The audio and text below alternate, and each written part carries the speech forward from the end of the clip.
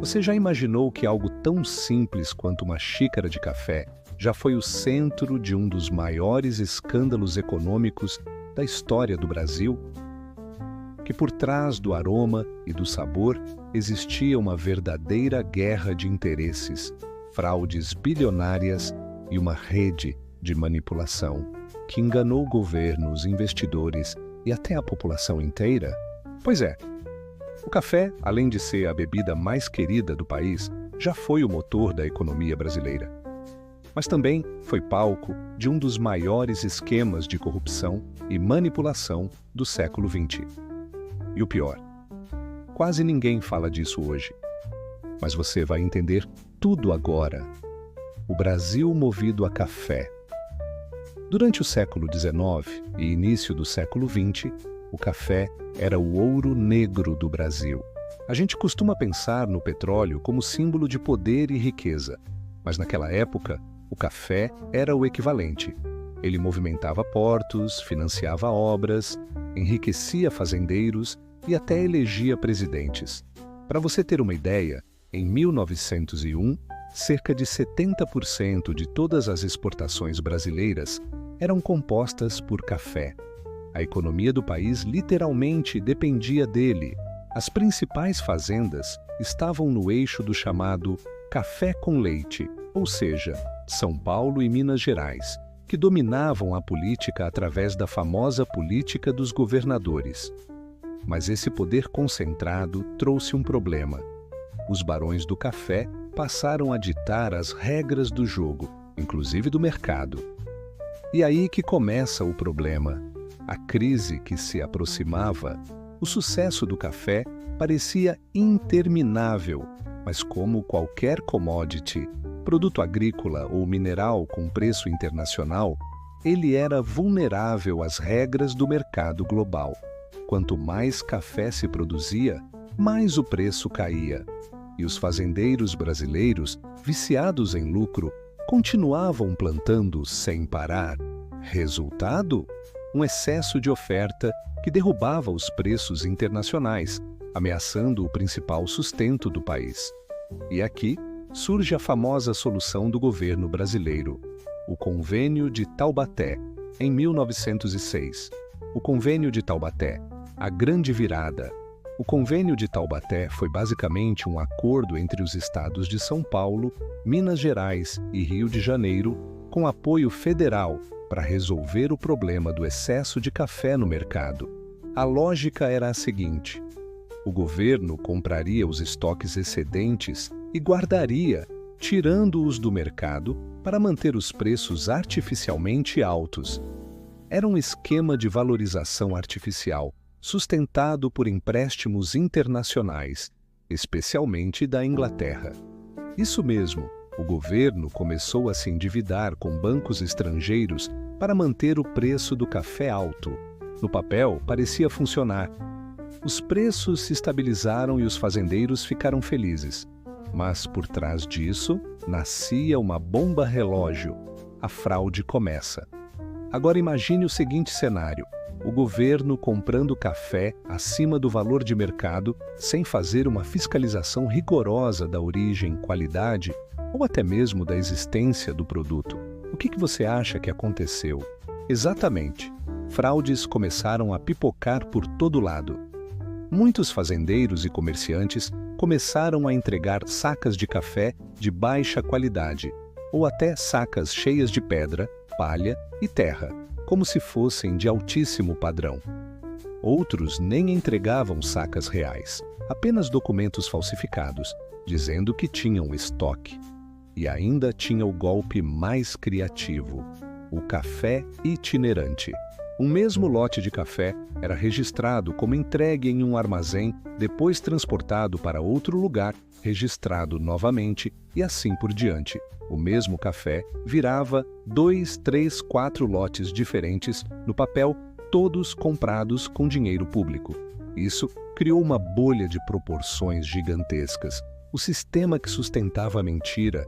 O mais impressionante é que essa fraude era sustentada por um sistema inteiro de burocracia cúmplice, onde fiscais corruptos, autoridades locais e até membros do governo fechavam os olhos ou lucravam com o esquema. Além disso, os bancos estrangeiros que emprestavam dinheiro ao Brasil também faziam vista grossa, afinal, estavam lucrando com os juros altíssimos dos empréstimos. Esse ciclo de produção inflada, plus fraude documental, plus financiamento externo, manteve a bolha funcionando por anos. Enquanto isso, o povo comum, principalmente trabalhadores urbanos, enfrentava alta de preços e crise econômica. A crise explode com a quebra de 1929.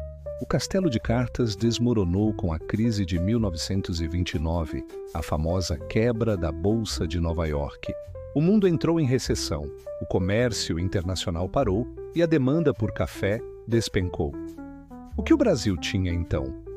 Montanhas de café estocado, dívidas externas enormes e um esquema de fraude prestes a ser exposto.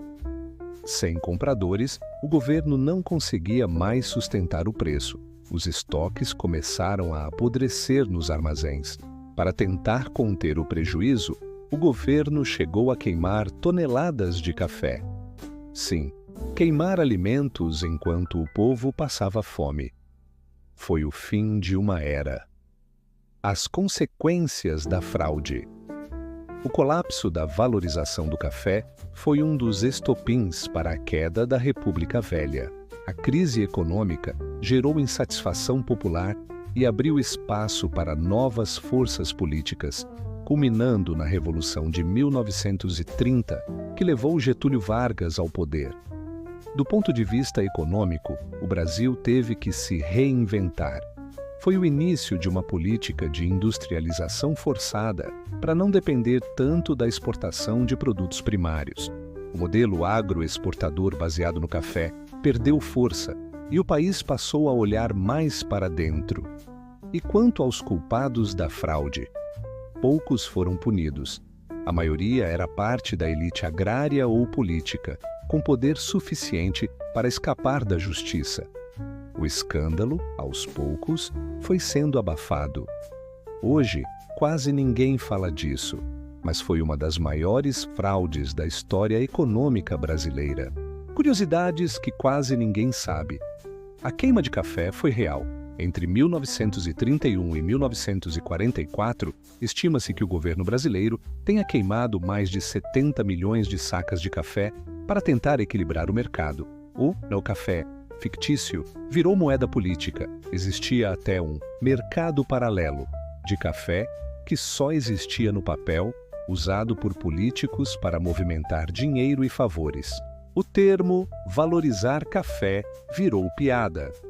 Com o tempo, o termo foi usado de forma irônica por jornalistas e críticos para se referir a qualquer manobra absurda do governo para salvar interesses de elite. A bomba relógio que começou a estourar, com o governo comprando o excedente da produção e garantindo o lucro dos fazendeiros, surgiu um incentivo perverso. Quanto mais café eles produzissem, mais o Estado compraria. O resultado? A produção aumentou ainda mais, e com ela, o rombo nas contas públicas. Mas não era só isso. Em pouco tempo, empresários mal intencionados perceberam que dava para ganhar muito dinheiro com fraudes no meio desse processo. A corrupção, que já era velada, agora virou prática comum. As fraudes começaram de forma sutil, depois virou um esquema nacional. O esquema era sofisticado para a época, mas com uma lógica simples. Fazendeiros produziam café de qualidade inferior e o registravam como se fosse premium. Algumas sacas eram recontadas ou registradas 2 vezes, inflando os números nos estoques. Tinha também a chamada reexportação fantasma. Uma mesma carga de café saía de um porto, voltava escondida e era exportada de novo com nova documentação, parecendo que o Brasil vendia muito mais do que de fato vendia. Tudo isso fazia com que o Brasil parecesse economicamente saudável no exterior. Os relatórios oficiais mostravam um país em crescimento, com exportações batendo recordes. Só que os estoques estavam lotados de café velho, de baixa qualidade e financiados por dívidas públicas. A conta chega, e chega pesada. Você sabe como é. Um esquema de mentira pode até funcionar por um tempo, mas a verdade sempre aparece. No final da década de 1920, os bancos estrangeiros começaram a desconfiar. Os números do Brasil eram bons demais para serem verdadeiros. Relatórios não batiam, navios chegavam com menos café do que o declarado. E aí veio o primeiro baque. Investidores começaram a tirar dinheiro do país. A confiança desapareceu. Os empréstimos foram cortados. O Brasil ficou com toneladas de café nos armazéns, sem compradores, sem crédito para manter o esquema funcionando. E então veio a crise de 1929.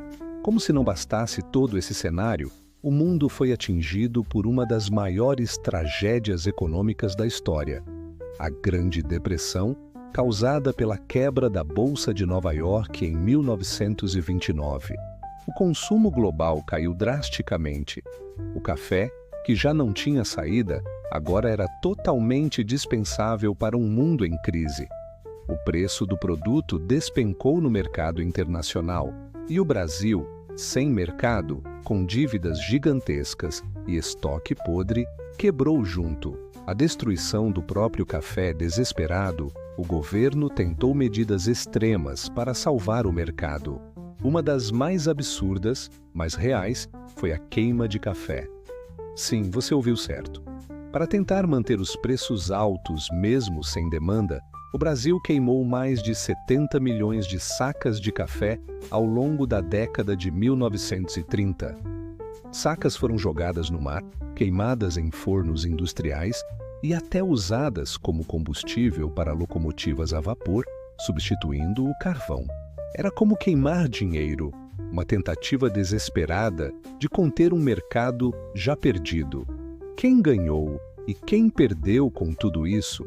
Quem ganhou foram os mesmos de sempre, os grandes exportadores, os bancos que emprestaram dinheiro com juros altos e os políticos aliados à elite cafeeira que continuaram se reelegendo. Quem perdeu? O povo brasileiro. Enquanto o país queimava café, faltava comida nos lares mais pobres, faltava emprego, faltavam políticas sociais. E a dívida externa crescia a níveis insustentáveis. Essa crise econômica contribuiu diretamente para o desgaste da República Velha e abriu espaço para a chegada de Getúlio Vargas em 1930, que prometia mudar o modelo de governança que beneficiava apenas as elites. O fim da era do café como rei absoluto.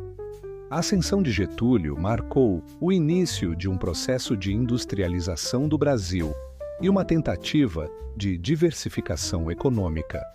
O café ainda era importante, claro, mas a política de sustentação artificial foi deixada de lado aos poucos. O país percebeu que não dava mais para depender de uma só commodity, principalmente uma tão volátil quanto o café. A fraude do café ficou como um dos maiores exemplos de como uma economia baseada em bolhas e manipulações pode levar um país inteiro à beira do colapso. Curiosidades que quase ninguém conhece. Café como combustível. Algumas locomotivas no interior paulista realmente funcionaram à base de queima de café durante os anos 1930. Café jogado no mar.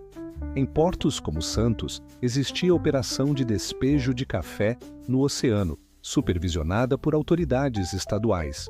Barões do café blindados.